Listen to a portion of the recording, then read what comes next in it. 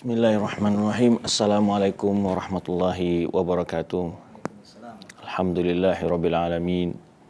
Wassalatu wassalamu ala rasulihil amin wa ala alihi wa ashabi ajmain. Wa man tabi'ahum ihsan ila yaumiddin. Para pemirsa dan pendengar Roja TV dan Radio Roja yang dimuliakan Allah SWT. Kita bersyukur kepada Allah SWT yang selalu memberikan kepada kita taufik dan inayahnya, rahmat dan karunia-Nya, sehingga berkat pertolongan Allah Subhanahu wa taala kita senantiasa dapat selalu melaksanakan berbagai perintah serta meninggalkan berbagai larangan yang Allah turunkan melalui Rasul-Nya sallallahu alaihi wasallam. Pemirsa dan pendengar yang dimuliakan Allah Subhanahu wa taala, tak lupa pula kita mengirimkan salawat dan salam buat arwah Nabi kita Muhammad sallallahu alaihi wasallam yang telah menjelaskan kepada umatnya bagaimana seharusnya mereka menjaga sebuah bagian dari tubuh mereka, yaitu hati. Karena Rasul kita SAW memperingatkan kita agar kita berhati-hati dengan hati.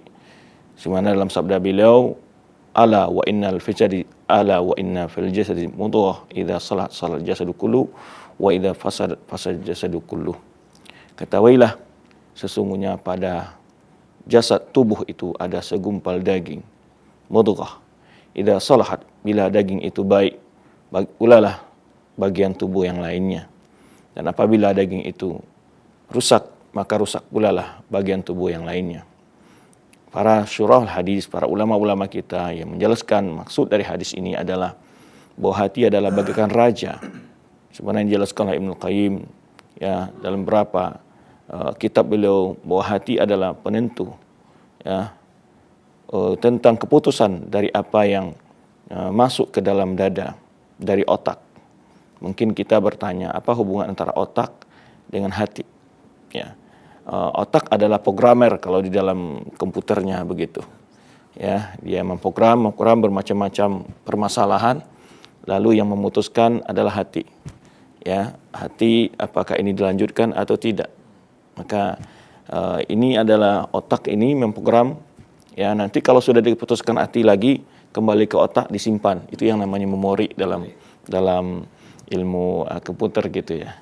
Jadi kadang-kadang kita bertanya, karena kadang-kadang orang memanai otak dengan hati, kadang-kadang juga memanai hati dengan otak gitu. Seperti disebutkan bahwa tempat hati itu di pesudur, sedangkan otak dalam bahasa Arab itu mukh al-aql, la'allahum yaqilun. Ya, la'allam ulil absar, dan itu adalah yang dimaksud dengan orang yang berpikir, dia akan berpikir yang positif lalu dibicarakan dengan hati. Jadi hati bagikan raja dan otak adalah yang merencanakan berbagai program-program. Ya, nanti hati kita lah yang memutuskan rencana-rencana itu kira-kira dilanjutkan atau tidak. Kemudian juga sebagian kita mungkin bertanya, apa beda antara hati dengan jantung? Nah, sebetulnya kita di bahasa Indonesia ini agak keliru. Karena sebetulnya yang dimaksud hati itu dalam bahasa Arab, al-qalbu itu jantung. Sedangkan hati dalam bahasa Indonesia, bahasa Arab itu namanya kibdah. Kibdah. Jadi, maka yang dimaksud dengan hati dalam bahasa Arab itu qalbun, itu adalah jantung, bukan kibdah. Nah, ini yang perlu diluruskan kadang-kadang, sehingga kadang-kadang ada terjadi pembahasan karena memang kesalahan di dalam memaknai hati dalam bahasa Arab kemudian dipindahkan dalam bahasa Indonesia. Jadi kalau hati dalam bahasa Indonesia itu maksudnya adalah al-qalbu, itu jantung itu yang berfungsi, yang ada di dada kita, itu yang yataqallab. Maka ini yang yang berfungsi sangat besar dalam diri kita, jantung itu. Ya, dan karena kalau hati dalam bahasa Indonesia itu namanya kibdah itu. Kibdah ya. Nah, apa namanya tadi? Kalau hati dalam bahasa Arab itu maksudnya jantung bahasa kitanya. Ya, kalau hati dalam bahasa Indonesia maksudnya kibdah dalam bahasa Arabnya. Ya, nah itu sedikit penjelasan. Maka tadi kita katakan pentingnya menjaga hati, sehingga Rasul kita mengungkapkan dalam suatu kalimat yang sangat singkat tapi padat isinya, yaitu mengatakan apabila hati itu baik, baiklah semua anggota badannya. Ya, apabila hati itu rusak, maka rusak pula lah anggota badan yang lainnya. penjelasan ini sebetulnya mencakup dua sisi, baik dalam maknanya rohaninya dari hati itu atau fisik hati itu sendiri. Ya, kan kalau hati itu tidak berfungsi dengan normal akan mempengaruhi kesehatan kita. Ya, sehingga darah tidak terpompa ke otak, umpamanya terjadilah stroke, ya, darah tidak bisa berjalan ke saraf-saraf bagian tubuh kita, maka akan terjadi berbagai bentuk penyakit di bagian-bagian tubuh yang tidak teralirkan oleh darah tadi.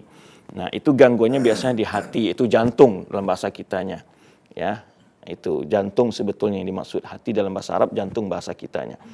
Nah, itulah yang berpengaruh, yang kalau itu secara fisik gitu ya. Sebaliknya juga hati itu punya penyakit, ya, dalam bentuk maknawi gitu ya, bukan fisiknya. Itu juga berpengaruh gitu. Penyakit hati itu banyak sekali, hasad, dengki, yaitu sombong, ya, macam-macam lah hal-hal yang lain. Nah, ini juga akan mempengaruhi dari tingkah laku fisik kita. Kalau orang sombong biasanya omongannya berbeda. Kalau orang sombong biasanya jalannya berbeda. Ya, kalau orang dengki biasanya pandangannya berbeda. Orang dengki biasanya omongannya berbeda. Orang dengki biasanya tingkah lakunya juga berbeda. Nah, ini mempengaruhi semua anggota tubuh kita rupanya. Memang apa yang dikatakan Rasul SAW itu kan wahyu ya. Dan tahu benar. Jadi oleh sebab itu rupanya perlu kita selalu memohon kepada Allah, sebenarnya yang dianjurkan oleh Rasulullah SAW dalam setiap sujud, ya muqallibal qulub sabir qalbi ala dinik. Ya Allah, tolong tetapkan hatiku agar tetap di dalam agamamu ya Allah. Maksudnya ya menjalankan agama, selalu taat kepadamu dan tidak melanggar aturan-aturan agama hati ini sehingga membawa anggota badan yang lainnya menjadi pelanggaran di dalam hukum-hukum agama. Nah, pemirsa dan pendengar yang dimuliakan Allah Subhanahu wa taala, jika kita renungkan, memang hati adalah sesuatu yang sangat mengendalikan hidup kita ini. Maka oleh sebab itu, apa resep kita untuk menjaga hati? Ya, nah resep menjaga hati diantaranya adalah mengisi dengan ilmu. Mengisi dengan ilmu. Karena tadi kita katakan yang program-program masuk rencana-rencana yang ada itu diputuskan oleh hati memang. Ya, dirembuklah dalam hati ini mau saya jadikan atau tidak, ini mau saya lakukan atau tidak, mau dibatalkan atau bagaimana. Nah, itu kan biasanya kita bicara dalam hati. Dan hati itu pun kadang-kadang bisa tersakiti dengan banyak macam. Ya, nah ini yang perlu kita jaga kadang-kadang. Nah, untuk menjaga hati ini kadang-kadang tidak cukup kita hanya sekali ke dokter gitu ya. Artinya kita hanya sekali mendengar Al-Quran. Tapi banyak mendengar Al-Quran, sering membaca Al-Quran, sering mendengarkan nasihat-nasihat agama. Dari situlah hati tadi akan mendapatkan siraman itu, atau di istilah bahasa kita siraman rohani. Disitulah hati kita akan bisa menilai ini layak atau tidak, ini boleh atau tidak, ini pantas atau tidak. Maka dengan masukan daripada ilmu yang membantu hati mengarahkan ilmu, semakin hati kita memahami ilmu, ya, maka dia akan lebih cepat memberikan keputusan-keputusan yang positif dalam tingkah laku kita, baik ucapan kita, baik pendengaran kita maupun tingkah laku kita. Nah, maka memang perlu tadi kita katakan sangat perlu hati-hati dengan hati. Tapi hati ini penyakitnya masuk melalui anggota badan yang ada. Hati bisa tersakiti karena hasil dari penglihatan mata. Hati bisa tersakiti karena hasil pendengaran telinga. Hati bisa tersakiti karena ucapan dari lisan, dari lidah. Ya. Nah, kalau fisik pun kan bisa melalui makanan segala macam. Tetapi sekarang kita kan lebih banyak bicara masalah penyakit hati atau apa obatnya, atau menjaga hati dari segi maknawinya, daripada rohani atau bahasa orangnya gitu ya, bukan fisiknya yang kita bicarakan sih. Nah, maka oleh sebab itu kiranya kita perlu mengenal bagaimana hati yang baik dan bagaimana pula hati yang rusak.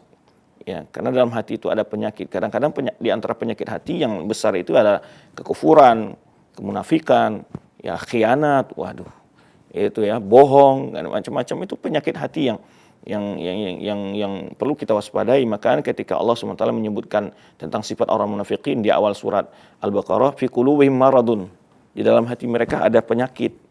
Nah, ini penyakit ini yang bahaya. Ya, penyakit yang lebih fatal itu adalah penyakit kekufuran, ya, membangkang kepada ayat-ayat Allah Subhanahu wa taala, penyakit kemunafikan. Nah, ini penyakit sangat berbahaya yang sering orang dijangkiti oleh penyakit seperti ini, ya. Dia di mana dia nifak itu menggambarkan diri sebagai seorang muslim secara lahir, tapi batinnya sebetulnya tidak meyakini kebenaran Islam itu, ya. Kemudian juga kemunafikan itu dibagi dua, kemunafikan amali dan kemunafikan i'tiqadi. Tapi para pemirsa dan pendengar yang mati Allah SWT, dalam kesempatan ini kita mencoba melihat apa sih ciri-ciri hati yang baik, ya, ciri dan sifat hati yang baik, dan setelah itu kita akan bicara juga nanti ciri dan sifat hati yang buruk. Tentu kita tidak melihat hati dari pandangan mata, tapi kita mengenal ciri-ciri itu, ciri-ciri yang menunjukkan bagaimana hati yang baik, mengenal ciri-ciri bagaimana hati yang buruk atau yang sakit. Nah, ciri hati yang baik itu yang pertama adalah hati yang tersentuh dan terkesan dengan ayat-ayat Allah. Kalau hati kita tersentuh ketika orang membaca ayat Allah Subhanahu wa taala, sebenarnya Allah sebutkan, gambarkan dalam Al-Qur'an dalam surat Al-Anfal, wa idza tuliyat 'alaihim ayatu zadum imanan wa 'ala rabbihim yatawakkalun, ya. Innamal mu'minuna alladzina idza dzukirallahu wajilat qulubuhum. Seorang mukmin itu apabila dibacakan, ya, diingatkan dengan Allah atau disebut nama Allah, ya, wajilat qulubuhum, hatinya betul-betul tersentuh, hatinya betul-betul bergetar, ya, diingatkan bagaimana Allah telah menciptakan kita, memberikan kita rezeki, Allah yang Maha Karim, Allah yang Maha Penyayang, Allah yang Maha Pengampun. Kemudian diingatkan akan berjumpa, berhadap dengan Allah, akan dihisab oleh Allah, akan dibalasi oleh Allah. Nah, itu hatinya ketika mendengar nama Allah itu, dia itu, ya, langsung hatinya itu bergetar gitu, takut dan rasa bagaimana. Kadang-kadang kan orang yang, karena apa yang menyebabkan dia begitu? Karena dia mengagungkan Allah, dia mencintai Allah, dia takut kepada Allah. Di dalam ini kalau dalam pergaulan sehari-hari, ya, ketika seseorang tadi benci seseorang, ada orang nyebut namanya. Gimana dalam hati kita? Atau ada orang yang sangat kita cintai, ada orang menyebut di depan kita, terasa agak ada itu kadang-kadang itu pengaruh daripada bagaimana hati, maksudnya ketika mengenal ataupun membenci, ketika disebut sesuatu yang dikenal, yang dicintainya, atau ketika ditakuti orang itu, dia hatinya gemetaran gitulah, gemetaran dia, deg-degan bahasa kitanya, ya, deg-degan dia, ya, deg-degan hatinya ketika mendengar itu, ketika dibacakan ayat-ayat Allah, wa idza tuliyat 'alaihim ayatu zadat imanan. Ya, innamal mu'minuna idza dzikrallahu wajilat qulubuhum. Seorang mukmin yang sungguh-sungguh itu apabila disebut nama Allah atau disebut Allah, diingatkan dengan Allah, hatinya deg-degan, gemetaran, ya. Jantungnya gitu karena gitu, ya. Kemudian wa idza tuliyat 'alaihim ayatu zadat imanan. Dan demikian pula apabila dibacakan ayat-ayat Allah kepada dia, itu menambah dia yakin, zadat, menambah imannya. Ini menunjukkan berarti hati kita ketika disebutkan neraka, kita betul-betul takut rasanya. Ketika disebutkan surga, kita ingin sekali untuk mendapatkannya. Berarti hati kita normal, agak sehat, ya, sehat gitu, ya. Ya, ketika disebut nama Allah, hati kita gemetar, deg-degan, ya, ada rasa takut, ada rasa cinta. Hati bahasa kita katanya kan bercampur antara cinta, keharuan, ya. Nah, itu yang berarti hati kita itu. Kadang-kadang Allah di dalam nasihat-nasihat banyak kita alami gitu, ya. Ada nasihat yang begitu bagus, ya, masuk telinga kanan, keluar telinga kiri. Hati nggak nyentuh, nggak masuk ke dalam hati. Nah, makanya ini juga sifat daripada orang-orang yang tidak diberi taufik Allah, seperti sifat orang Khawarij yang diceritakan oleh Rasul kita sallallahu alaihi wasallam, yaitu yaqra'una al-Qur'an la yujawizu taraqiyahum. Mereka membaca Al-Qur'an tapi nggak lewat kerongkongan, maksudnya tidak sampai ke hati, tidak dipahami. Nah, ini yang kita berlindung nih kepada Allah Subhanahu wa taala, yaitu hati yang tidak bisa memahami kebenaran, hati yang tidak tersentuh oleh kebenaran, hati yang apabila nasihati membangkang, hati yang apabila nasihati masih saja menolak dengan alasan ini dan itu. Nah, ini yang pertama ciri hati yang sehat, yaitu apabila disebut nama Allah dia gemetaran, ya. Apa dibacakan ayat Allah dia bertambah imannya, ya. Kemudian dia memiliki sifat tawakal, wa ala rabbihim yatawakkalun. Nah, ini ciri yang pertama, hati yang sehat itu adalah hati yang tersentuh dan terkesan dengan ayat-ayat Allah Subhanahu wa taala. Jadi kadang-kadang ketika orang membaca ayat tentang azab, luar biasa dia menangis ya, meneteskan air mata, teringat ya bagaimana beratnya azab Allah Subhanahu wa taala, teringat dosa-dosanya, ya dia memohon ampun kepada Allah Subhanahu wa taala, ya sehingga inilah yang membuat berarti hati itu tersentuh dengan nasihat. Nah, ini yang kalau kita lihat hati sahabat memang begitu. Hati sahabat ya, ketika Hudzaifah menceritakan shallabina Rasulullah sallallahu alaihi wasallam, hadis yang masyhur ya, zata yaumin, pada satu kali Rasulullah SAW mengimami kami salat subuh ini, tsumma aqbala alaina ya, wa wa'adhana mau'izatan balighatan. Lalu Rasulullah menghadap kepada kami, lalu Rasulullah sallallahu alaihi wasallam menyampaikan nasihat ya. Lalu Rasulullah sallallahu alaihi wasallam menyampaikan nasihat ya, kepada kami ya. Nasihat yang begitu mendalam, kata sahabat. Dzarafat minhal uyun. Nasihat itu meneteskan air mata para sahabat. Wa wajilat minhal qulub. Ya, membuatkan hati-hati sahabat tersentuh, bergetar ya, dan waduh, gimana gitu ya, gemetaran. Ya, inilah menunjukkan begitu hati sahabat. Ini salah satu bukti bagaimana mereka itu orang yang mudah tersentuh dengan nasihat ya. Baik, ini di sini ketika Hudzaifah menceritakan salabina Rasulullah sallallahu alaihi wasallam zata yaumin tsumma aqbala alaina fa wa'adhana mau'izatan balighatan. Lalu Rasulullah SAW setelah Rasulullah mengimami salat menghadap kami kemudian menyampaikan sebuah nasihat yang nasihatnya begitu dalam sekali. Zarafat minhal uyun, membuat mata kami menangis ya. Kemudian meneteskan air mata, wajilat minhul qulub, membuat hati-hati kami yaitu bergetar ya. Nah, ini menunjukkan terkesan sekali sahabat dengan nasihat itu. Sehingga akhirnya sahabat dalam riwayat ini mengatakan, ya Rasulullah ka'annahu mau'izatan muwaddi'in. Ya Rasulullah, seakan-akan ini nasihat yang akan perpisahan dari kamu ya Rasulullah. Mana kalau orang mau meninggalkan keluarga, memberikan nasihat terakhir, dia betul-betul memberikan nasihat yang sangat penting, yang sangat dalam gitu ya. Nah, ini kisah dari sahabat, gambaran kehidupan sahabat ketika mendengar nasihat. Ya, nih berarti ini hati yang sehat, hati yang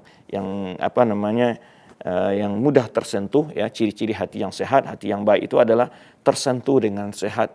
Nah, ini ciri yang pertama. Ya. Hadis ini menunjukkan betapa ya, tentang betapa baiknya hati para sahabat sehingga amat mudah terkesan dengan nasihat ya yang mereka dengar. Nah, ini yang kadang-kadang kita harus periksa hati saya. Kita periksa hati kita. Sekian banyak kita nih karena sehat, sekian banyak kita mendengar ayat Allah, sekian banyak kita mendengar hadis-hadis Rasulullah SAW, namun belum juga menyentuh hati kita. Kalau hati kita tersentuh, dia akan melahirkan sebuah perbuatan, sebuah perilaku yang berbeda. Nah, itu saja membuktikan bahwa hatinya ada dipengaruhi oleh nasihat itu. Hatinya tersentuh oleh ayat-ayat Allah tersebut. Nah, kemudian itu ciri yang pertama tadi.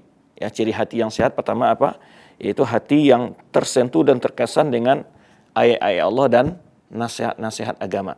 Nah, kemudian ciri hati yang kedua, hati yang lembut, santun dan penuh kasih. Subhanallah. Ya.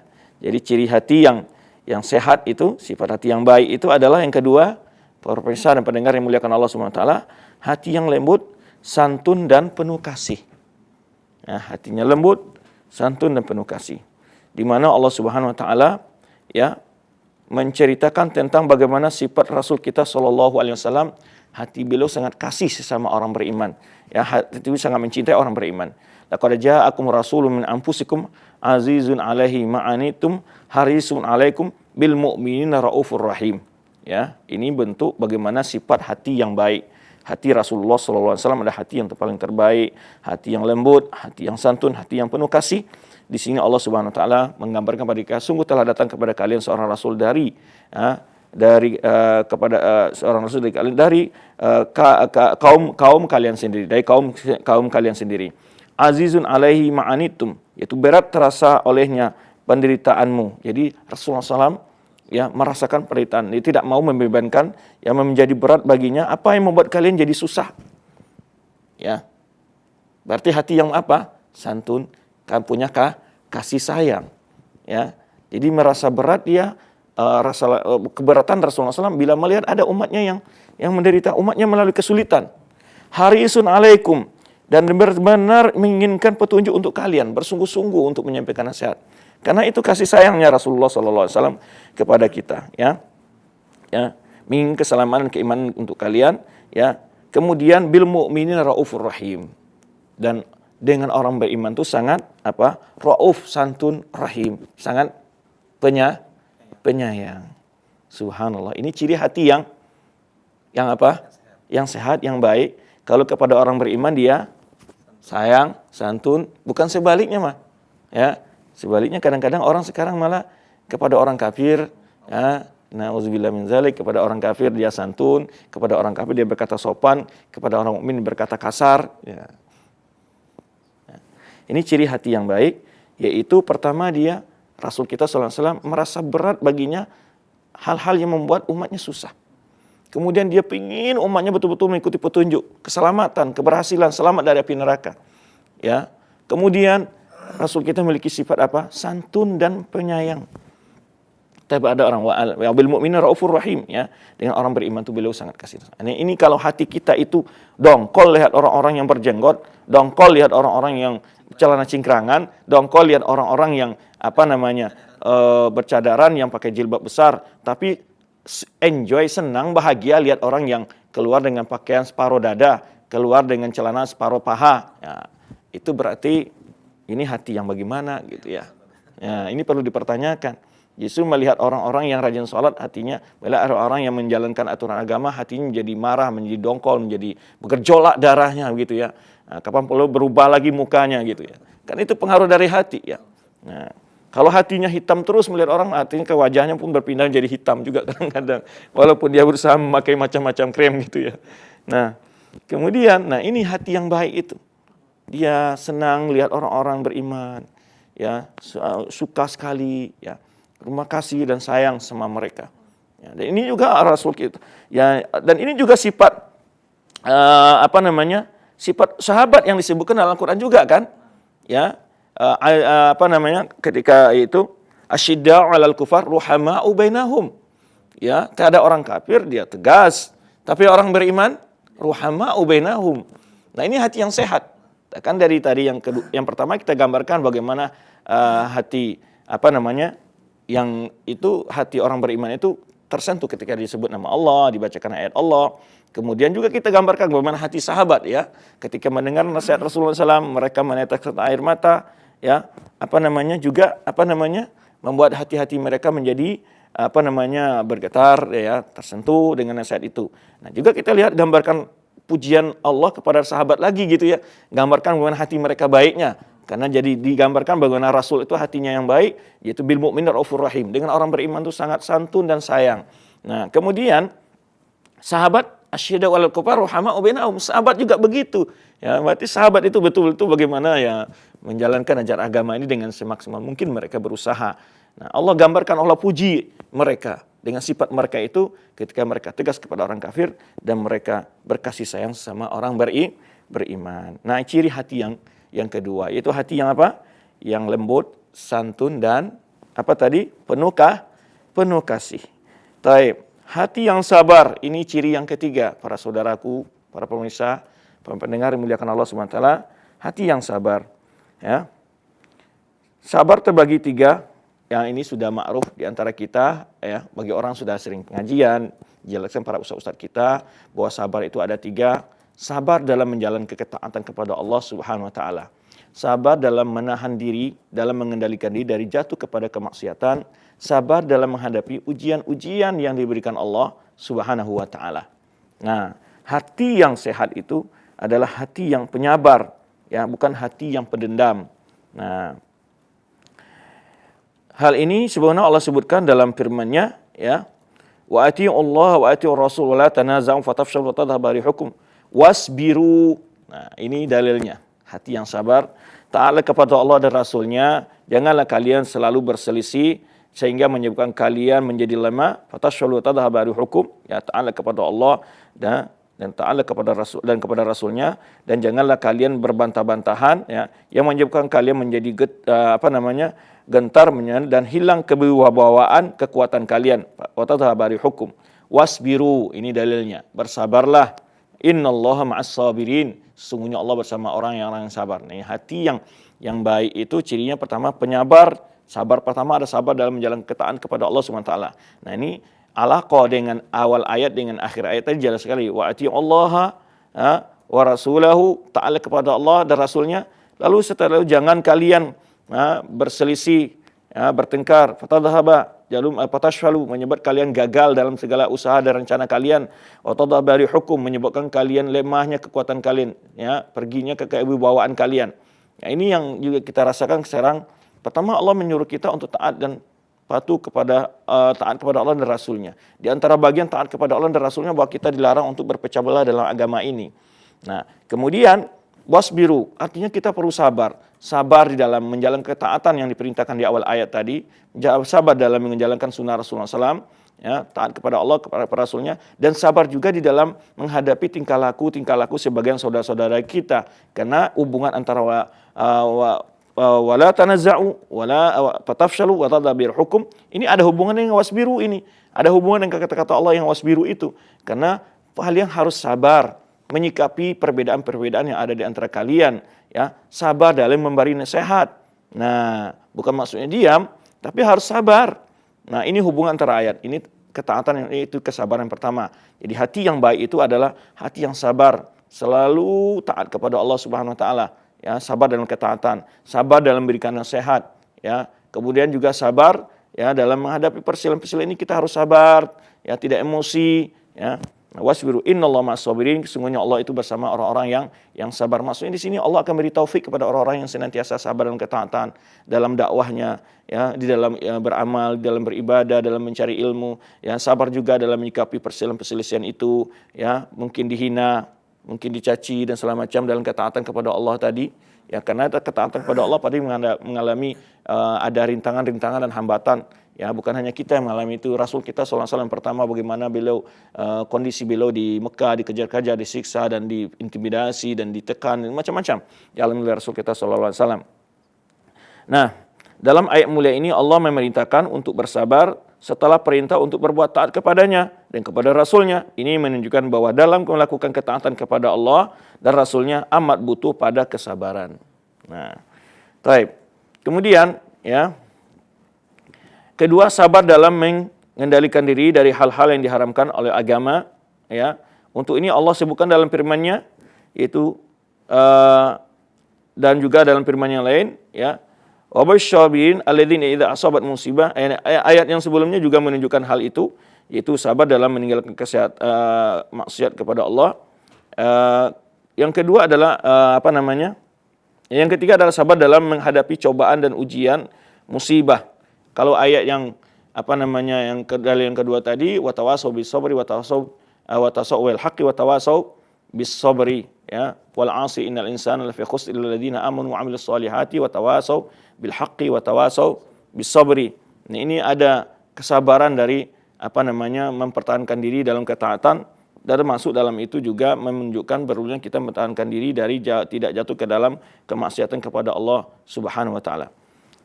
Nah, kemudian antara sabar dalam menghadapi ujian-ujian, dan ini juga Allah sebutkan dalam surah Al-Baqarah, wabashshir sabirin alladzina idza asabatuhum musibatun qalu inna lillahi wa inna ilaihi raji'un.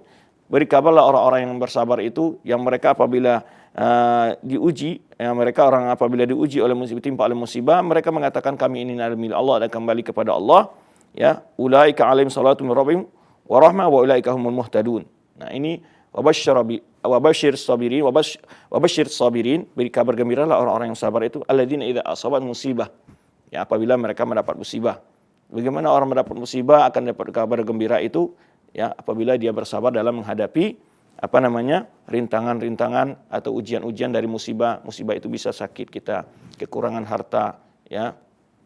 Sebenarnya Allah sebut wala lakum bisyai'in minal khafi wal ju'i wa naqsin minal amwali wal anfus wath thamarat. Kadang-kadang kekurangan pangan, ada anak yang meninggal, penyakit dan seterusnya. Ya, ini adalah ujian-ujian dari Allah SWT. Ini hati yang sabar, ya, hati yang sabar adalah hati yang sehat. Kemudian ya, ciri hati yang sehat keempat adalah hati yang teguh dan kokoh dalam memegang kebenaran.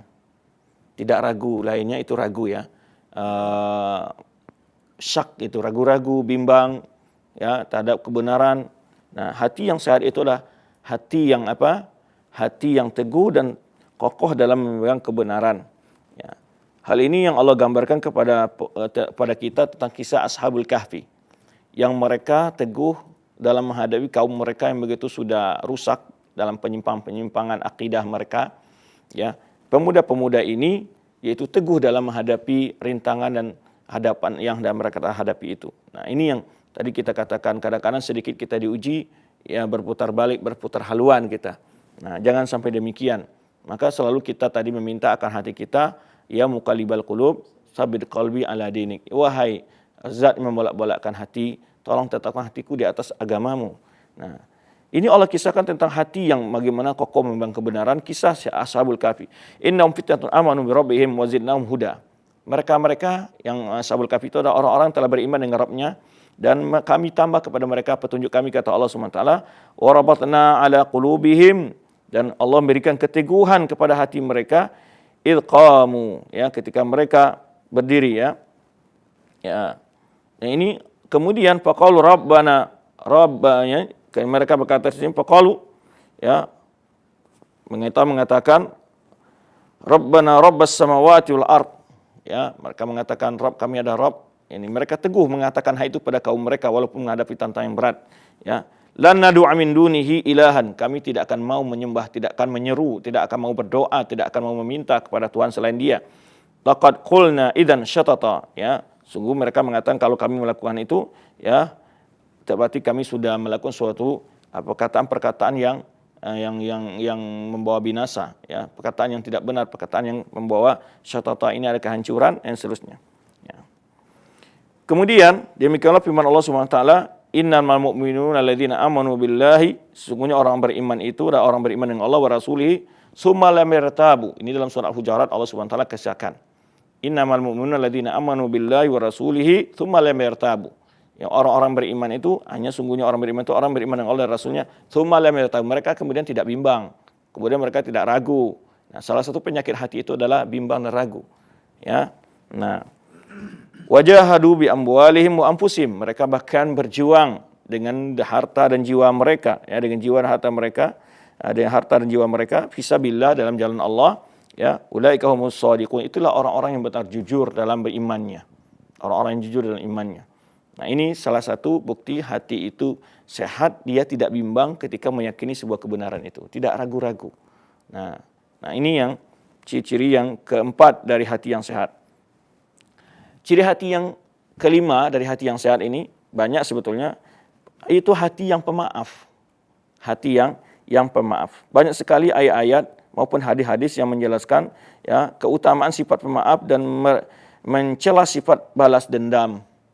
Ya. Nah, sebenarnya Allah Subhanahu wa taala menggambarkan tentang sifat orang-orang yang bertakwa dalam firman-Nya, wasari'u ila maghfiratin min rabbikum wa jannatin 'arduha as-samawati wal ard u'iddat lil muttaqin. Ya. Bersegeralah kepada ampunan Rabb kalian dan surga yang luasnya meliputi langit dan bumi yang disediakan untuk orang bertakwa. Siapa mereka? Alladzina yunfikuna fis sirri wad dharra'i. Alladzina yunfikuna fis sarra'i wad dharra'i. Ya, alladzina yunfikuna fis sarra'i wad dharra'i, itu orang-orang yang selalu berinfak walaupun dalam keadaan lapang maupun sempit. Wal qadhimina ghaidha, ini yang kita sebutkan, mereka yang mampu menahan amarahnya. Wal qadhimina ghaidha wal 'afina an-nas, dan memaafkan orang lain. Ini hati yang baik itu.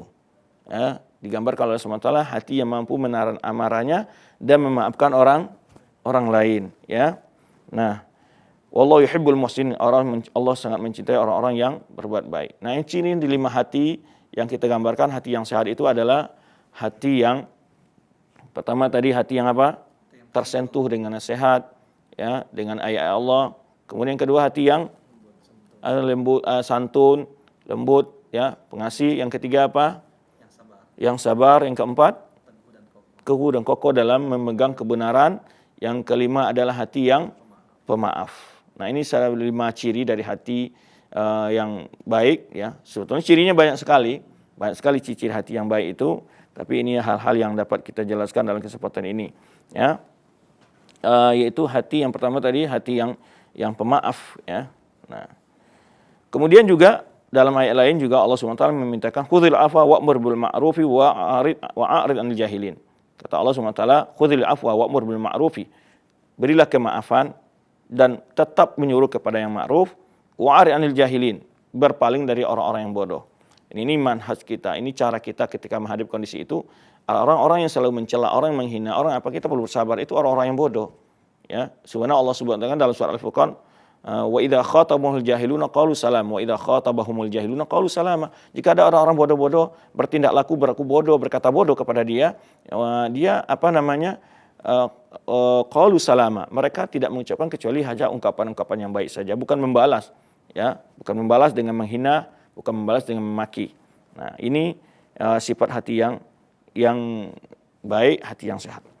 Dan kemudian sebaliknya kita ingin mengenal pula apa bentuk-bentuk dan jenis penyakit hati.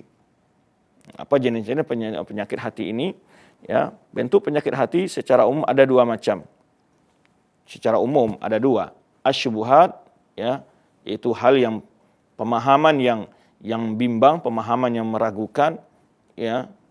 Asyubuhat itu tidak jelas, memutuskan, tidak bisa mengambil kesimpulan dari sebuah persoalan mana yang benar, mana yang salah.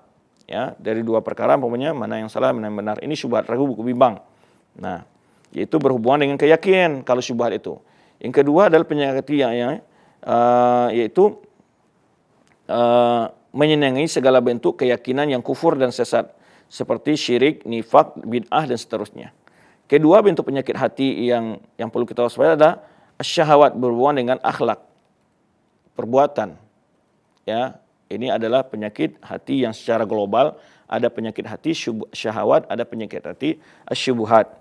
Syahwat itu suka kepada hal-hal yang diharamkan Allah Subhanahu wa taala. Ya, banyak berhubungan dengan berbagai perbuatan maksiat. Kalau syubhat berhubungan dengan keyakinan, ya. Nah, yaitu menyenangi berbagai macam bentuk maksiat, di antaranya adalah yang berhubungan dengan kepuasan seks seperti zina, onani, lesbian, homoseks dan seterusnya. Dan tiaranya ada pula yang berhubungan dengan tingkah laku seperti sombong, hasad, dengki, congkak dan seterusnya. Nah, berbagai jenis penyakit hati lahir dari dua bentuk penyakit di atas, yaitu imma syubhat, ya, imma syahwat. Nah, salah satu penyakit hati di sini akan kita jelaskan yaitu bukan galau. Yaitu al-ghaflu, ya, yaitu lalai. Hati yang lalai. Hati yang lalai ini digambarkan bagaimana bentuk hati yang lalai itu. Allah gambarkan dalam surah Al-A'raf ayat 179. Walaqad dzara'na li-jahannam katsiran minal jinni wal ins. Sungguhnya kami telah, Allah SWT mempersiapkan untuk isi neraka jahanam itu kebanyakan dari jin dan manusia. Berarti jin masuk neraka enggak? Masuk neraka. Ya, walaqad dzara'na li-jahannam katsiran minal jinni wal ins. Kata Allah SWT, ya, sungguh kami akan jadikan untuk isi neraka jahanam itu kebanyakan dari jin dan manusia. Apa penyebabnya? Lahum qulubun la yafqahuna biha. Mereka punya hati namun tidak mampu memahami kebenaran. Tidak bisa memahami kebenaran. Ya, maksudnya la yafqahuna biha. Walahum a'yunun la yubsiruna biha. Mempunyai mata tapi tidak bisa melihat kebenaran. Walahum adhan la yasma'una biha. Mereka punya telinga tapi tidak bisa mendengar kebenaran. Ya, ulaika kal an'ami. Bahkan mereka itu seperti binatang. Ya, ulaikal an'ami balhum adall, bahkan lebih sesat lagi daripada binatang. Apa sebab? Ulaika humul ghafilun. Itulah orang-orang yang lalai. Ketika dia ya pokoknya mata ini melihat kebenaran, lalai aja, dia tidak mau mencari sesuatu yang, ya, bagaimana orang yang lalai gitu, ya. Kalau orang lalai melihat biasanya kesandung batu. Nah, lalai mendengar biasanya salah-salah dengar dia. Nah, gitu. Jadi hatinya itu tidak dipergunakan pada untuk mencari kebenaran. Lahum qulubun la yafqahuna biha. Hatinya enggak mampu menangkap kebenaran, memahami. Kemudian matanya juga tidak bisa memanfaat untuk sebagai media membawa dia kepada iman yang benar, kepada akidah yang benar. Telinga juga begitu, ya. Telinga lebih banyak sering dengarkan ngerompi, ya, atau ngerumpi, ya, ataupun lebih banyak mendengar nyanyi-nyanyian, mendengar gosip, ya. Nah, kalau mata lebih banyak mungkin melihat hal-hal yang diharamkan Allah Subhanahu wa taala, atau lebih banyak melihat berbagai benda-benda yang mahal ya, yang beli baju yang mahal dan seterusnya. Ya, hatinya banyak berkhayal kepada hal-hal yang batil ya, merencanakan makar untuk orang-orang beriman dan seterusnya. Nah, ini yang pertama, penyakit hati, lalai. Ulaika humul ghafilun, itulah orang-orang yang lalai tadi. Kenapa dia lalai? Lalai mempergunakan hatinya, memahami kebenaran, lalai terhadap mengawasi telinganya, ya, mengawasi pandangannya. Nah, oleh sebab itu Allah Subhanahu wa taala gambarkan dalam firman yang lain, mayatihim min dzikrin min rabbihim muhdatsin, setiap datang kepada mereka ayat yang Allah turunkan, ya, ayat baru yang Allah turunkan kepada illastama'uhu wa hum yal'abun, ya. Mereka tidak mau memperhatikannya dan mereka bermain-main saja. Lahiyatan qulubuhum, yang dimana hati mereka lalai. Tidak datang kepada mereka suatu ayat Al-Quran pun ya turun kepada Tuhan mereka, melainkan mereka mendengarkannya sedang mereka bermain-main. Ya, lagi hati mereka dalam keadaan lalai. Lahiyatan qulubuhum. Setiap datang ayat Al-Quran, dia mendengar. Nah, ini barangkali peringatan bagi orang yang ada pengajian ya. Ustadz bicara, ada ceramah atau apa, ya, yang sibuk dengan anaknya, yang sibuk dengan macam tasnya, apa HP-nya, ya macam-macam ya kan. Jadi setiap datang ayat Al-Quran kepada mereka itu mereka mendengarkan, tapi apa? Ya, wahum yal'abun. Mereka sambil main-main, lahiyatan qulubuhum, hati mereka lalai, tidak memperhatikan. Nah, ini ciri hati yang penuh, yang ada penyakitnya. Yang kedua adalah keluh kesah, gundah gelana, perasaan cemas dan berlebihan. Nah, ini ciri penyakit hati. Cemas berlebihan. Mungkin bagi ibu-ibu ya cemasnya berlebihan terhadap, wah ini bagaimana ini suami saya ini, ya kan. Nah, kecemasan yang berlebihan. Ya, keluh kesah, gundah, ya, walaupun harta banyak, tapi ada yang namanya perasaan tidak pernah tenang, ya, takut harta mungkin akan habis, ya, tahu jabatan akan dicopot, kan gelisah itu biasanya. Ini kadang-kadang itu perasaan itu yang bahaya ya. Jadi dia di dalam nikmat itu tidak merasakan nikmat tadi, tapi mengkhawatirkan, selalu takut gitu ya, kekayaan ini nah jangan-jangan habis, jangan-jangan jabatan ini dicopot. Nah, keluh kesah, gundah, ya, perasaan cemas yang berlebihan. Kondisi ini timbul pada saat seseorang takut atas kehilangan sesuatu yang telah diperolehnya, atau takut tidak memperoleh apa yang diharapkannya. Ya, takut kehilangan apa yang telah didapat, atau tidak mendapat apa yang diharapkan. Oleh sebab itu Allah melarang Rasulnya untuk tidak bersedih terhadap tipu daya orang-orang kafir Quraisy. Tidak perlu bersedih.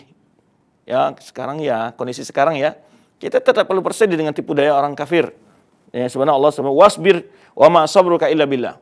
Pertama Allah perintahkan kepada Rasulnya, sabarlah, ya, sesungguhnya kesabaran itu bersama Allah, sabarmu bersama Allah. Wala tahzan alaihim, tidak perlu kamu sedih terhadap mereka itu. Wala taku fi dhaiqin mimma yamkurun, jangan kamu merasa tertekan dengan tipu daya mereka. Ya. Kemudian innallaha ma'al ladzina taqaw wal ladzina hum muhsinun. Allah akan senantiasa bersama orang-orang bertakwa dan orang-orang yang berbuat baik. Nah, ini kuncinya di situ kita. Selama kita masih dekat dengan Allah, ya, kita selalu berbuat baik kepada manusia, ya, kita perlu bersabar dan tidak perlu sedih dan juga tidak perlu takut merasa tertekan dengan tipu daya orang kafir itu. Nah, kemudian juga dalam ayat lain Allah gambarkan walamma anja'at rusuluna lutan si'a bihim wa dhaqa bihim dzar'a wa qalu la takhaf wa la tahzan inna munajjuka wa ahlaka illa imra'ataka kana minal ghabirin. Allah Subhanahu wa taala menjelaskan ini, dan tak kala datang utusan-utusan kami malaikat yang membawa azab ini kepada kaum Lut, ya, dia merasa susah karena kedatangan mereka, ya, dan merasa tidak punya kekuatan untuk melindungi mereka, dan mereka berkata, jadi ketika malaikat datang kepada Nabi Lut, kaum Lut itu ingin mengganggu tamu yang datang ini, dan Nabi Lut enggak mampu untuk membela tamunya. Nah, maka Allah Subhanahu wa taala katakan, janganlah kamu takut dan jangan pula susah. Sesungguhnya kami akan menyelamatkan kamu dan pengikut-pengikutmu kecuali istrimu. Dia adalah termasuk orang-orang yang tertinggal atau masuk yang ditimpa azab. Ketika sebelum kaum Nabi Lut itu kan kaum yang melakukan maksiat homoseksual yang belum terjadi dalam sejarah umat manusia selamanya. Nah, kemudian datang malaikat yang beritahu Nabi Lut akan memberi azab kepada kaumnya, dan malaikat ini menyuruh Nabi Lut akan keluar di malam hari itu.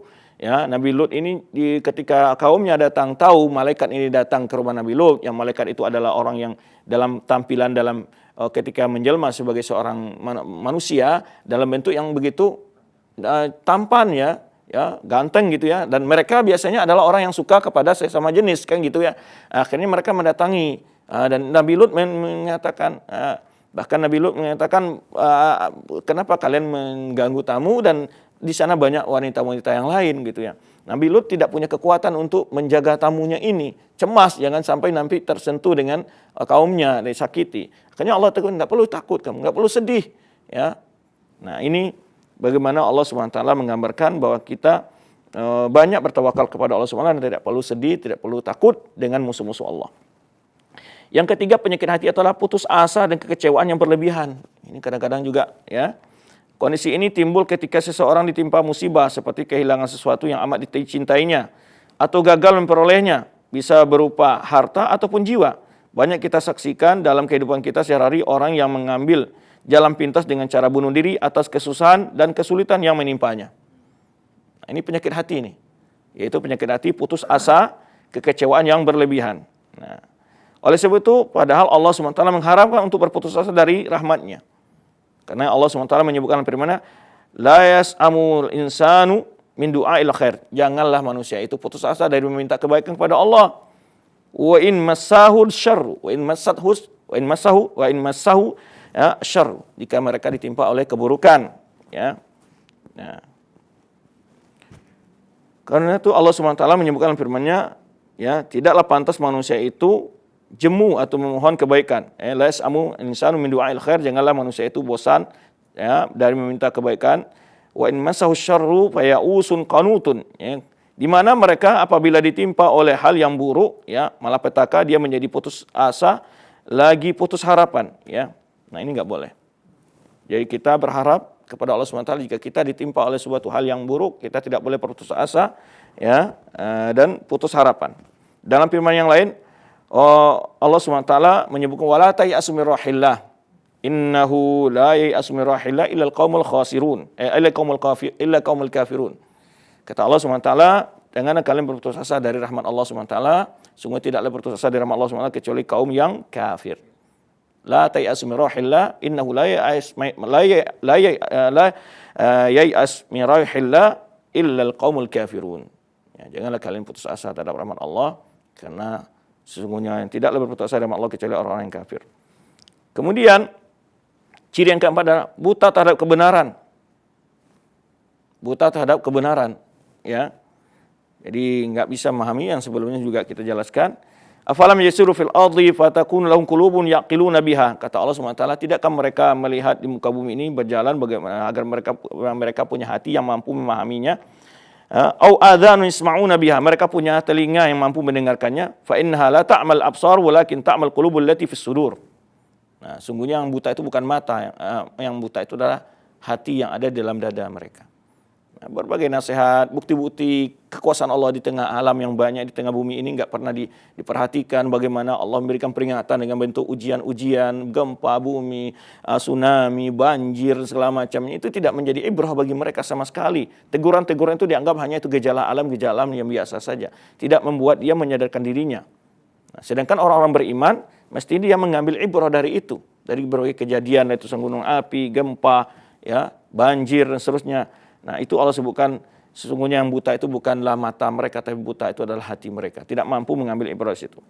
Kemudian yang kelima adalah keras membatu, tidak mampu ditembus oleh nasihat-nasihat agama.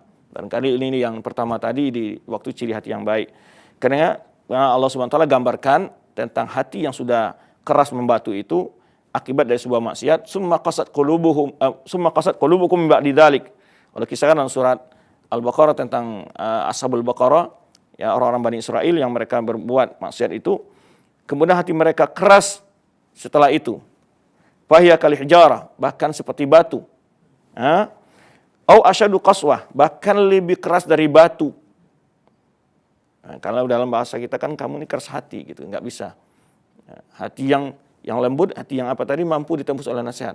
Jadi maksudnya di sini bukan fisiknya yang yang keras, membatu, dan jantungnya itu membatu, bukan itu yang dimaksud ya. Tapi yang dimaksud adalah bagaimana hatinya tadi secara maknawi tidak mampu tempuh oleh nasihat. Bukan keras, nggak bisa, bukan begitu maksudnya. Jadi Allah sebutkan gambaran hati yang telah dicampur oleh maksiat itu, ya, keras hati itu. Kalau Allah mengatakan wa inna minal hijarati lama yatafajjaru minhul anhar. Di sebagian batu itu ada yang keluar air malah. Ya, ini menunjukkan bahwa hati lebih keras dari batu. Batu aja bisa keluar air gitu ya. Wa inna minha lama yashaqqu fa yakhruju minhul ma, ya. Wa inna minal hajri lama yatafajjaru minhul anhar, ada yang keluar sungai, ada yang keluar air ya. Ya, wa inna minha lama yashaqqu fa yakhruju minhul ma, ada yang air menetes dari batu. Wa inna minha lama yahbitu min khasyatillah, ada batu yang jatuh dari gunung karena takut kepada Allah Subhanahu wa taala. Amallahu bighafil amma ta'malun, Allah tidak lihat apa yang kalian lakukan. Ini ciri hati. Yang berikutnya adalah hati yang keras, membatu, nggak mampu, ditembus berkali-kali oleh nasihat, nggak bisa, berkali-kali, sudah dengan berbagai cara, ya, nggak bisa. Nah, kemudian sebetulnya banyak penyakit hati ya, penyakit hati nifak, kemunafikan yang tadi sudah kita sempat singgung, suka mengikuti sesuatu yang samar-samar. Nah, bila hati suka mengikuti sesuatu yang samar-samar atau fatwa yang mudah-mudah, ya, mencari fatwa-fatwa yang sesuai dengan hawa nafsu. Nah, ini Allah Subhanahu wa taala menyebutkan bahwa hati yang suka mencari yang samar-samar, yang kabur itu adalah suatu hati yang rusak. Fa amal ladzina fi qulubihim zaygun fayattabi'una ma tashabaha minhu ibtigha'al fitnati wa ibtigha'al ta'wili. Ya, Allah Subhanahu wa taala gambarkan hati orang-orang yang, adapun orang-orang yang dalam hatinya condong kepada kesesatan, maka mereka itu mengikuti sebagian ayat-ayat yang mutasyabihat, ayat yang samar-samar untuk menimbulkan fitnah dan mencari takwilnya. Nah, ciri hati yang rusak ya. Kemudian hati yang berikutnya, hati sakit itu, penyakit itu adalah berloyalitas kepada orang kafir. Nah, ya. Berloyalitas kepada orang kafir, ini salah satu ciri hati yang sakit, penyakitnya berat nih. Dan itu merupakan cabang dari penyakit hati munafik tadi, yaitu Allah gambarkan dalam surat Al-Maidah yang 51 sampai 52. Wahai orang-orang beriman, janganlah kalian menjadikan orang Yahudi dan Nasrani itu sebagai pelindung. Atau pelindung maksudnya atau teman apapun saja. Semua ahli tafsir menyatakan termasuk di situ adalah, yang dimaksud di situ adalah termasuk pemimpin. Ya, karena itu umum. Aulia artinya pemimpin, maksudnya teman akrab, maksudnya pelindung, penolong apapun saja. Ya, ba'dhum auliya ba'd. Karena sebagai mereka penolong bagi yang lainnya. Wa may yatawallahum minkum fa innahu minhum. Ini bentuk tegasan dari Allah Subhanahu wa taala, orang yang berloyalitas kepada mereka, sungguh dia termasuk golongan mereka. Ya, innallaha la yahdil qaumadz zalimin. Allah tidak akan memberi petunjuk kepada orang-orang yang zalim. Ini beberapa sifat ini ada sudah dituduh oleh Allah bahwa mereka itu adalah orang-orang yang zalim. Kemudian Allah gambarkan fataral ladzina fi qulubihim zaygun afatara fi qulubihim maradun. Allah sebutkan fataral ladzina fi qulubihim maradun yusari'una fihim. Tapi orang yang dalam hatinya, kata Allah Subhanahu wa taala, aku akan melihat orang-orang yang dalam hati ada penyakit, yusari'una fihim, mereka bersegera itu untuk menjadikan berloyalitas kepada orang kafir. Yaqulun nakhsha an tusibana dairah. Mereka takut nanti kita tidak mendapat bagian, mendapat kerugian segala macam. Nah, ini ciri hati yang penyakit yang berikutnya. Kemudian ragu-ragu, bimbang terhadap kebenaran yang tadi juga kita sebutkan, bimbang terhadap kebenaran ya. Nah, ini juga Allah gambarkan sifat orang ini ya. Allah Subhanahu wa taala, "Inna ma yasta'idzunuka alladziina la yu'minuuna billahi wal yawmil akhir wartabat qulubuhum fahum fi rabbihim yataraddadun." Ya, ini dikisahkan ketika perang Tabuk ini ya, atau perang Ahzab, di mana sesungguhnya orang-orang minta izin kepada kamu itu tidak beriman dengan Allah hari akhir karena mereka tidak mau ikut berjuang. Ya, wartabat qulub, hati mereka itu bimbang, galau, ragu-ragu ya. Fahum fi rabbihim yataraddadun, mereka dalam kebimbangan selalu. Bolak-balik terus. Ini hati yang punya penyakit. Kemudian mudah terfitnah oleh rayuan setan ya, mudah terfitnah oleh rayuan setan. Nah, oleh sebab itu liyaj'ala ma yulqi syaitanu fitnatan lil ladzina fi qulubihim ya maradun ya. Ini menunjukkan betapa Allah SWT menggambarkan agar dia menjadikan apa yang dimasukkan oleh setan ke dalam sebagai ujian bagi orang-orang yang di dalam hatinya ada penyakit ya, dan yang kasar hatinya ya. Wal qasiyah qulubuhum. Jadi Allah ingin menjadikan apa yang ditimpakan oleh setan dalam hati itu sebagai ujian bagi dalam hati mereka. Ya, dalam hati mereka itu ada penyakit, ya, sebagai ujian, dan kemudian juga hati mereka yang keras. Nah, ini mudah terfitnah oleh rayuan setan, sehingga ketika Allah, kenapa setan diciptakan untuk menggoda manusia? Dan godaan setan itu sebagai ujian bagi orang yang hatinya apa tadi? Hatinya sakit atau sehat, ya. Kemudian orang-orang yang terfitnah hatinya akan mudah mengikuti rayuan setan itu. Orang hatinya yang kasar wal qasiyah qulubuhum akan mudah mengikuti rayuan-rayuan setan tersebut. Nah, ini berapa penyakit hati yang perlu kita waspadai, ya. Hati-hati dengan hati, jagalah hati kita dengan banyak dengan zikrullah, ala bi dzikrillah tatma'innul qulub, ya, dengan banyak membaca Al-Qur'an, mendengar nasihat agama, selalu sering berdoa kepada Allah agar hati kita dijaga, ya. Sebenarnya doa yang diajarkan Rasulullah SAW, ya muqallibal qulub tsabbit qalbi ala dinik. Demikian dapat kita bahas, walaupun ada tip-tip lain bagaimana cara mengobat hati mungkin dari kesempatan lain, insyaallah kita akan bicarakan. Jika hati kita kena penyakit, bagaimana tip untuk mengobatinya, ya. Tetapi sebelum mengobati lebih baik dulu menjaga. Kan lebih baik menjaga daripada mengobati, kata orang-orang tim kesehatan, orang-orang ahli kesehatan, lebih baik menjaga daripada mengobati. Ya, lebih baik. Maka hindarilah tempat-tempat yang akan merusak hati kita. Ya, mungkin teman, tontonan yang didengar, ya, dan yang dibaca dan seterusnya. Baik. Baik Ustaz, jazakallah khairan atas materi yang sangat bermanfaat dan penuh dengan faedah ini Ustaz, tentang hati-hati dengan hati, perkara yang perlu kita ketahui bersama. Ada perkara hati-hati yang merusak dan juga ada perkara-perkara yang membuat hati menjadi sehat. Hatal Islam azani Allah wa yakum.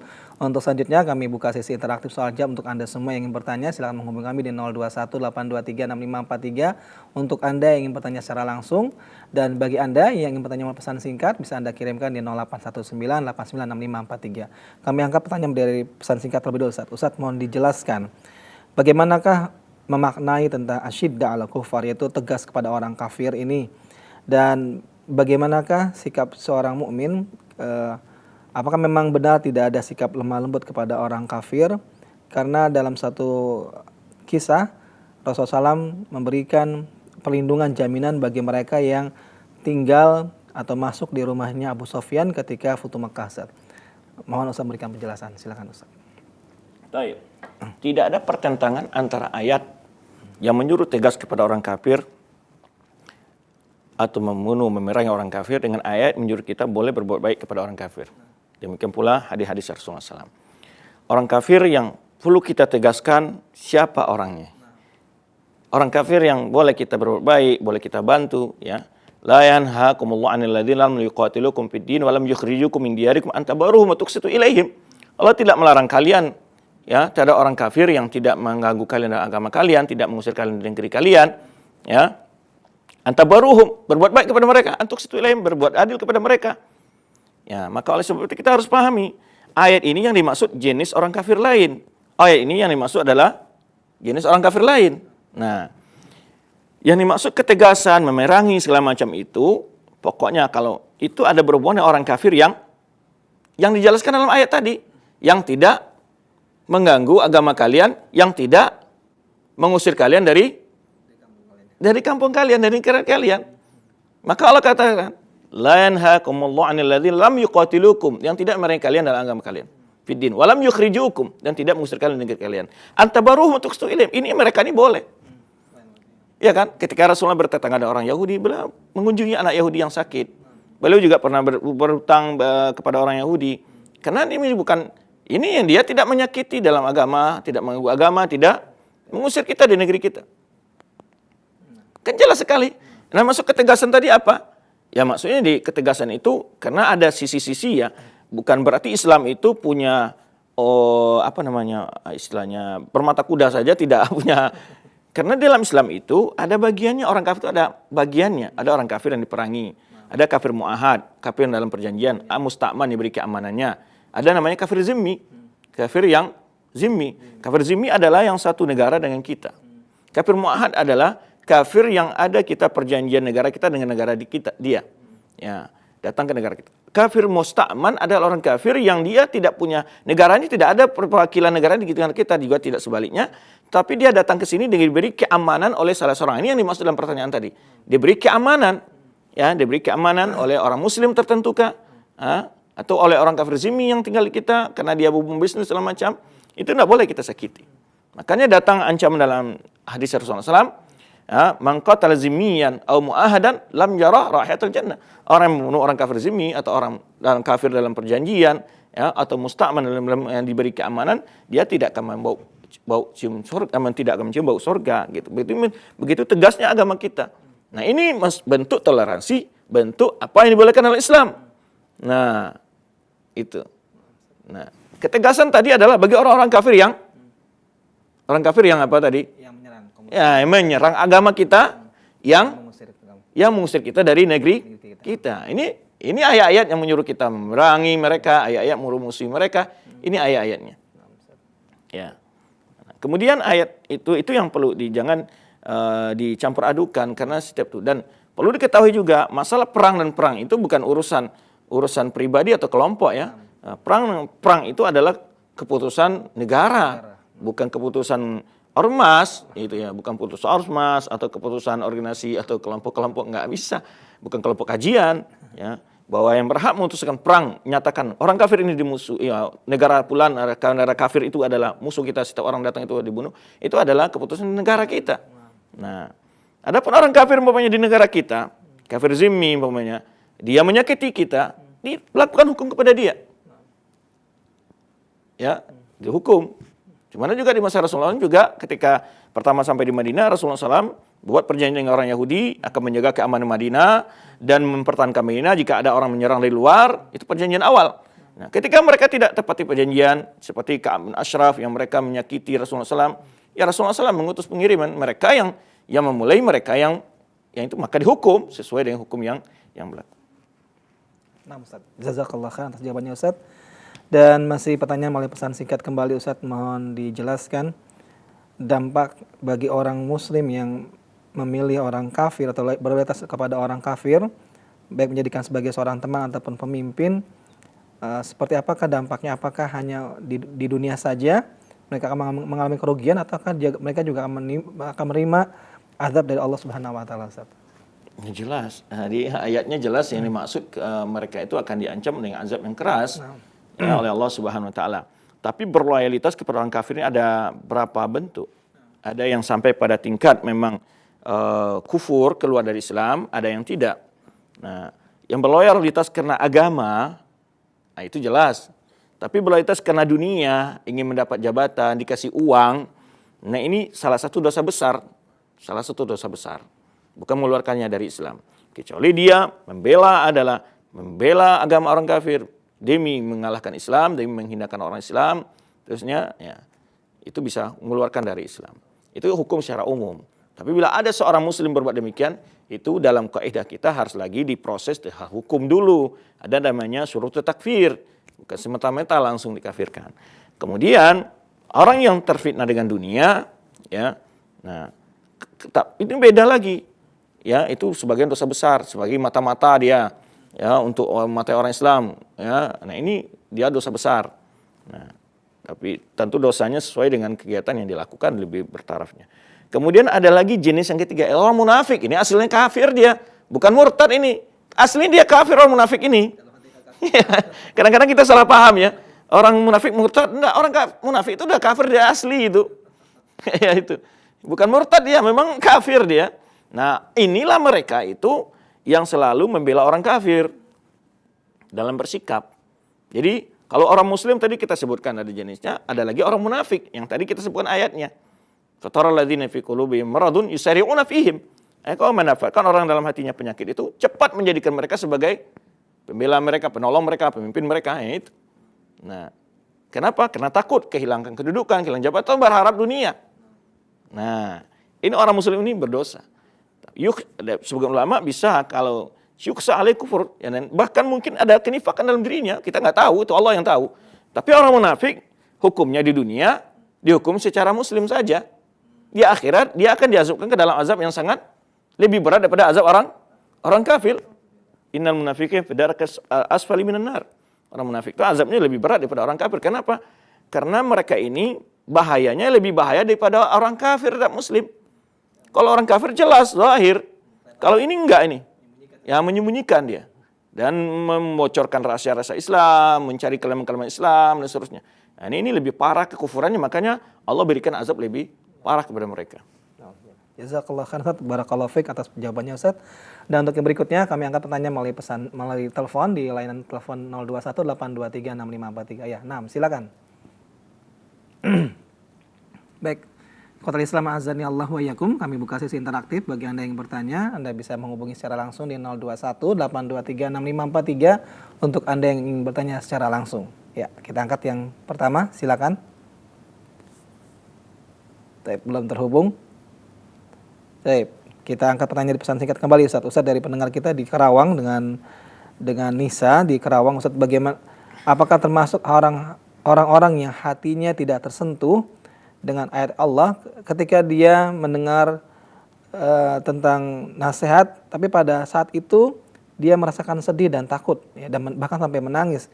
Akan tapi setelah seminggu berjalan dia mengulangi kembali dari kesalahan tersebut. Apakah ini termasuk dari orang-orang yang nasihat itu tidak sampai ke dalam hatinya atau berlalu saja, dan termasuk orang yang tidak tersentuh nasihat? Ustaz, silakan Ustaz. Taib, tentu ibaratnya begini ya. Ibaratnya kalau dalam kenyataan, dalam kehidupan sehari, ibarat air hujan, dia itu di atas daun talas, gitu ya. Apa namanya, embun di atas daun talas, ya gitu ya. Ada, tetapi tidak berbekas, ya kan, mudah tumpah. Nah, bukan berarti hatinya itu berarti ada nilai positif, ada kebaikan, sehingga ketika mendengar itu dia takut, dia terpengaruh. Tapi ini perlu selalu dirawat sampai benar-benar nasihat itu berbekas dan tinggal. Nah, ya, ini kalau tadi itu ibarat apa? Air di atas daun talas gitu ya. Nah, sehingga tidak berbekas. Jadi hati ini sebetulnya ada nilai kebaikannya dia. Cuman kelemahan sekarang belum mampu mempertahankan ya nasihat apa yang didengar itu dalam hatinya, belum mampu dia aplikasikan dalam bentuk perbuatan dan tingkah lakunya. Itu saja. Wallah. Jazakallah khairan Ustaz atas jawabannya. Ikhwatal Islam azani Allah wa iyyakum, kami angkat pertanyaan melalui telepon di layanan telepon 0218236543 bagi Anda yang bertanya secara langsung. Ya, silakan. Taib terputus, kembali kami tunggu untuk Anda semua yang bertanya di layanan telepon di 0218236543. Ya, silakan. Halo, Assalamualaikum. Waalaikumsalam warahmatullahi wabarakatuh. Dengan siapa Ibu dan di mana? Dengan Ibu Nur di Artiris. Ya, Ibu Nur di Artiris. Silakan Ibu Nur. Ya, terima kasih. Assalamualaikum warahmatullahi wabarakatuh, Ustaz. Waalaikumsalam warahmatullahi wabarakatuh. Seperti yang Ustaz uraikan tadi, Ustaz, itu perasaan takut yang ada di hati itu, Ustaz, memang ada. Tapi yang mengatakan untuk hati bergetar ketika ayat-ayat Quran dibacakan itu rasanya tidak ada di hati, Ustaz. Tapi perasaan takut terhadap Allah itu ada, Ustaz. Nah, termasuk yang bagaimana ke hati yang demikian ini, Ustaz. Assalamualaikum warahmatullahi wabarakatuh. Waalaikumsalam warahmatullahi wabarakatuh. Terima kasih Ibu Nur atas pertanyaannya. Silakan Ustaz. Baik, memang hati itu dalam menerima nasihat itu kan berbeda-beda ya. Kalau sudah hatinya sudah terbiasa, itu tentu akan mudah lagi, akan cepat berbekas lagi gitu ya. Kadang-kadang pertama ya memang itulah hati itu selalu diawasi, dibina gitu ya, agar setelah hati ini yaitu mendapatkan ketika mendapatkan nasihat itu betul-betul lebih menyerap gitu. Maka seperti sahabat-sahabat Rasulullah SAW tadi yang kita ceritakan, bagaimana mereka itu ya ketika mendengar nasihat itu juga mereka, dan di kisah lain juga seperti hadis Handolah. Mereka menceritakan ketika Handolah ditanya oleh Abu Bakar Siddiq anhu di suatu hari, pagi hari, "Kaifa asbahta Handolah?" Katalah, "Asban bil khair." Kemudian disebutkan nafaqal Handolah. Kok bisa kamu menampakkan kamu munafik ya Handolah? Kata dia mengatakan kalau kita lalu dibawa ke Rasulullah lalu menceritakan kalau kami di sisi engkau ya Rasulullah, ketika engkau memberikan nasihat itu seakan-akan kami itu melihat neraka dan surga itu. Ya, tetapi bila kami kembali ke rumah sibuk ngurus anak, ya, sibuk pekerjaan rumah tangga gitu ya, kami itu lupa kembali ya Rasulullah. Lalu Rasulullah SAW, saya di 2.000 ya berusaha selalu ya. Lo anakum taqawuna kama takununa indi. Kalau kalian seperti saya selalu di rumah kalian, la safhatkum malaika fit turuqat. Sungguh malaikat akan menyalami kalian di jalan-jalan. Jadi kita itu apa? Selalu berusaha. Tidak mungkin hari ini baru sekali dengan nasihat, 2 kali dengan nasihat. Itu akan meningkat lama-kelamaan. Ya, sedikit demi sedikit insya Allah itu selalu akan ada memperbaiki hati kita. Yang nggak ada yang bisa hati itu langsung bening gitu, nggak mungkin gitu kan. Memang harus selalu dibina terus. Dan ada hikmahnya di situ. Kalau sekali aja sudah sehat, besok udah nggak mau pengajian lagi tuh. Dan itu hikmahnya di situ kan. Di situ kan kita menyucikan hati itu ibadah. Ya, selalu kita berusaha. Kan itu ibadah buat kita. Ibadah, itulah ibadah itu. Selalu rutinitas kita usahakan. Makanya hikmahnya kenapa ya Al-Quran itu kan sangat mudah dihafal, tapi kok mudah lupa ya? Ya itu kalau nggak mudah lupa, orang udah pada hafal, nggak pada baca Al-Quran lagi. Di mana letaknya keuntungan dia menghafal Al-Quran? Ya kan, itu hikmahnya. Maka dari situlah kita selalu ya lupa, diingat lagi, ya salah, istighfar lagi, terus kita begitu. Ya. Baik Ustaz, jazakallah khairan atas jawabannya Ustaz. Demikian jawaban untuk Ibu Nur, mudah-mudahan pada pahami dengan baik dan benar. Ikhwatal Islam azani Allah wa iyyakum. Masih kami angkat pertanyaan melalui telepon di layanan telepon 021 823 6543 untuk Anda yang bertanya secara langsung. Baik, kita angkat yang telepon yang kedua. Ya, silakan. Terputus, kami tunggu kembali bagi Anda yang bertanya di layanan telepon 021 823 6543. Naam. Ya. Assalamualaikum. Waalaikumsalam warahmatullahi wabarakatuh. Dengan siapa Ibu dan di mana? Sama Wida, Ustaz. Ibu Wida di Bandung. Di Bandung. Silakan Ibu Wida. Saya mau tanya, kalau misalkan apakah hati ini rusak ketika melihat ada saudara meninggal, itu rasanya sedih tapi tidak bisa menangis gitu. Kemudian mendengar nasihat tapi tahu itu nasihat yang betul. Coba kok tidak ada rasa gimana ya, kayak misalkan ya itu tadi tidak ada getaran, tidak ada apakah hati ini udah rusak gitu Ustaz? Nah, Assalamualaikum. Waalaikumsalam warahmatullahi wabarakatuh. Soalnya kita katakan tadi, kerusakan hati itu tidak total, berbeda-beda. Taraf kesehatan hati juga berbeda-beda gitu ya. Seperti itu juga tubuh fisik kita kan juga berbeda-beda. Ya, maka kalau kita ada rasa sedih berarti ada rasa rahmat dalam diri kita. Berarti hatinya sehat. Tapi kan apakah tingkatnya itu 90%? 80%, 99%, itu kan berbeda-beda. Taraf dari tadi yang kita katakan dipengaruhi oleh iman dan ilmu kita. Nah, semakin nanti kita akan semakin belajar, semakin kita memperbaiki, itu akan semakin timbul kebaikan-kebaikan hati itu. Gitu. Maka di situ tadi konsepnya kita selalu belajar, selalu menambah ilmu, selalu mendengar nasihat. Semakin ya sekali kita mendengar tentang surga, tapi belum tergambar gimana indahnya surga, belum menggelitik gitu ya, kata orang kayak gitu ya. Terus didengar nasihat bahwa surga itu ada begini. Sekali kita dengar neraka masih belum, ya kan? Terus dengar lagi. Semakin ada, kadang-kadang justru merinding bulu kita gitu kan. Membuat bulu merinding ketika mendengar bagaimana azab. Nah, itu berarti itulah yang namanya kita beransur-ansur. Nggak ada orang mutlak seperti itu juga. Sahabat juga tidak begitu kan, juga tidak begitu sahabat kita radhiyallahu anhum juga sedikit demi sedikit beransur-ansur juga mereka dalam beriman, dalam beramal, dalam memperbaiki hati mereka juga demikian. Maka kita disitulah letaknya fungsi kita untuk belajar dan mencari ilmu itu tidak. Jadi kita selalu berusaha mewaspadai hati kita. Ketika kita sedih berarti ada rasa iba dalam hati kita. Atau ketika mendengar nasihat, tapi hati ini, tapi sudah ada rasa, oh ini benar ya, menyadarkan diri saya salah ya. Tapi walaupun tidak bergetar, tapi tidak menangis, tapi itu sudah berarti sudah hati kita sudah ada nilainya untuk mengambil kebenaran itu. Ya, maka kita selalu bangun itu kesehatan hati kita ini. Ya, kita jaga itu dan kita selalu tumbuhkan hati kita ini untuk selalu tersentuh dengan nasihat-nasihat itu. Nah, itu yang kita katakan. Maka kita pun berbeda-beda. Jangankan kondisi kita aja kadang-kadang, ya, jangan beda dengan orang lain. Antara kondisi kita, kadang-kadang ketika orang lain baca Al-Quran, nggak ada masalah. Tapi kalau ini yang baca, kok ada? Nah, itu memang berbeda-beda caranya, berbeda-beda. Kadang-kadang kita membaca ayat saja, umpamanya, kadang-kadang betul menangis kita. Tapi kadang baca ayat sendiri-sendiri nggak nangis kita. Ya, seperti dan ayat-ayat yang menyentuh itu yang sering membuat kita menangis itu fa idza ja'atis sakhah yawma yafirru mar'u min akhi. Ini ayat ini kan menyentuh sangat gitu. Apabila telah datang hari kiamat, yaitu pada hari itu manusia lari dari saudaranya. Ya ini kan itu membuat ya gimana ya di dunia ini kita ingin selalu dekat dengan anak dan istri kita, tapi di akhir kelak kita saling berjauhan ya. Ya, yauma yafirru mar'u min akhi wa ummihi wa abi, dari ibu dan dari ayah dan ibunya. Dari ibu dan ayahnya. Wa sahibati wa ini, dari istri dan anak-anaknya. Loh, kenapa kondisi begitu? Berarti kondisi di sana sangat luar biasa gitu ya. Nah, itu kadang-kadang kita membaca ayat ini, kadang-kadang kita memang tersentuh. Kadang-kadang kita baca tapi tidak biasa saja. Memang kondisi kita kadang-kadang itulah iman itu kan naik turun ya. Dan salah satu akidah Ahlussunnah itu iman itu naik turun, pasang surut.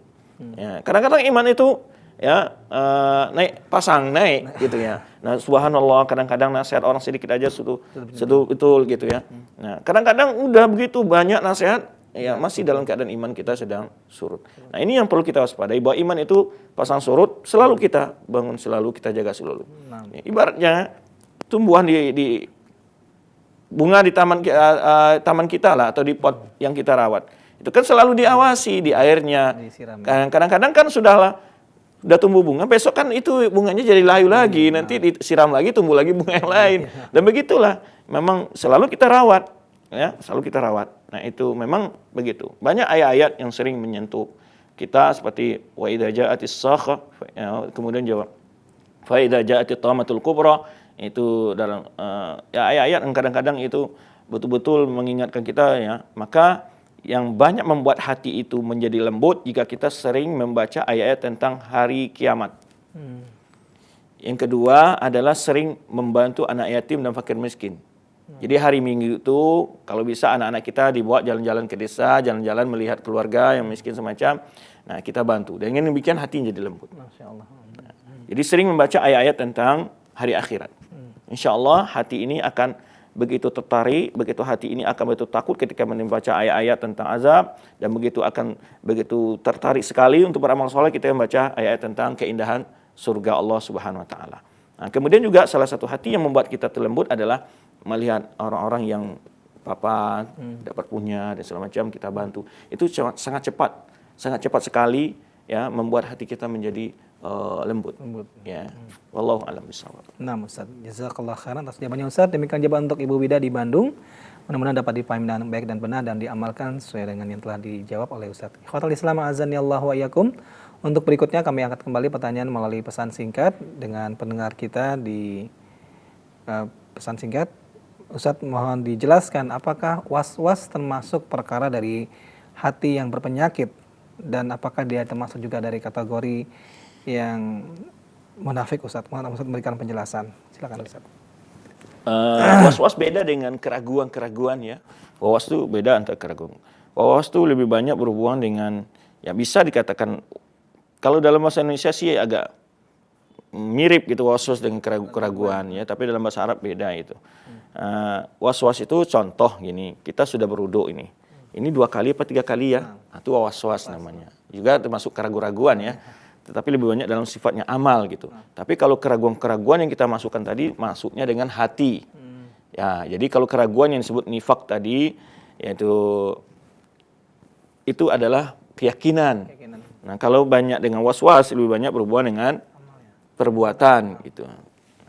Jadi was itu memang pengaruh dari hati kan. Ketika kita berwudu, ini sudah 2 apa 3 ya. Dalam sholat ini sudah rakaat berapa? Karena ragu-ragu juga.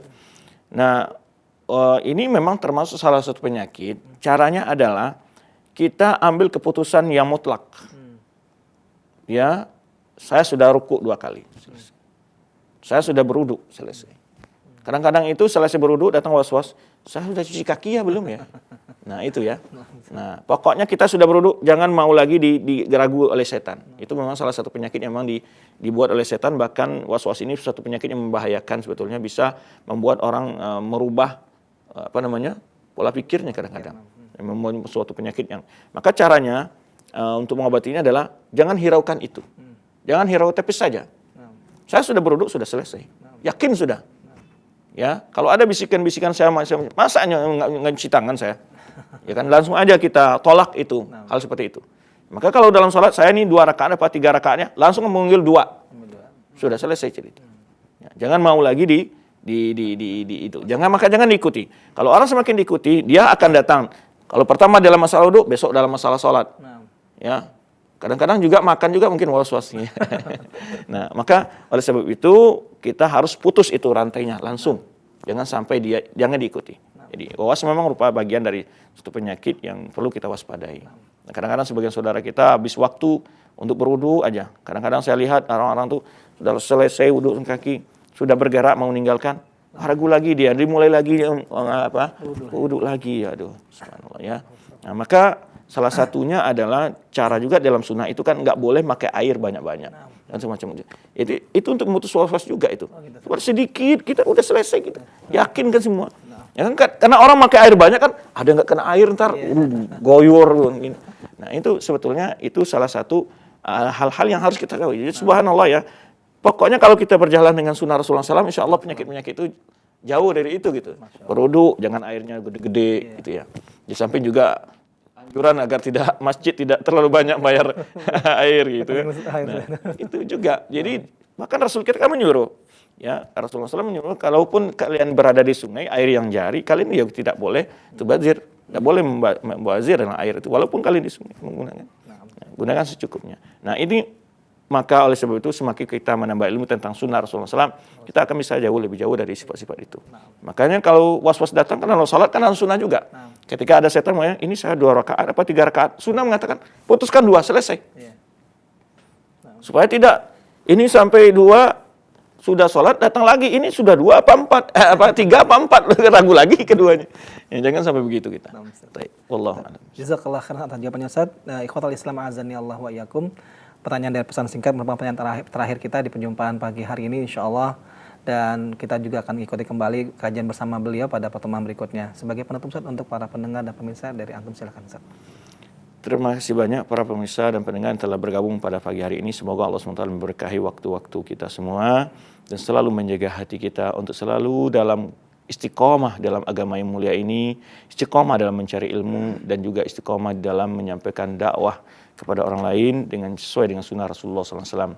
Mohon maaf jika ada hal-hal yang kurang berkenan dan yang kurang jelas. Demikian wallahu a'lam bishawab. Subhanakallahumma bihamdika asyhadu an la ilaha illa anta astaghfiruka wa atubu ilaik. Wassalamualaikum warahmatullahi wabarakatuh.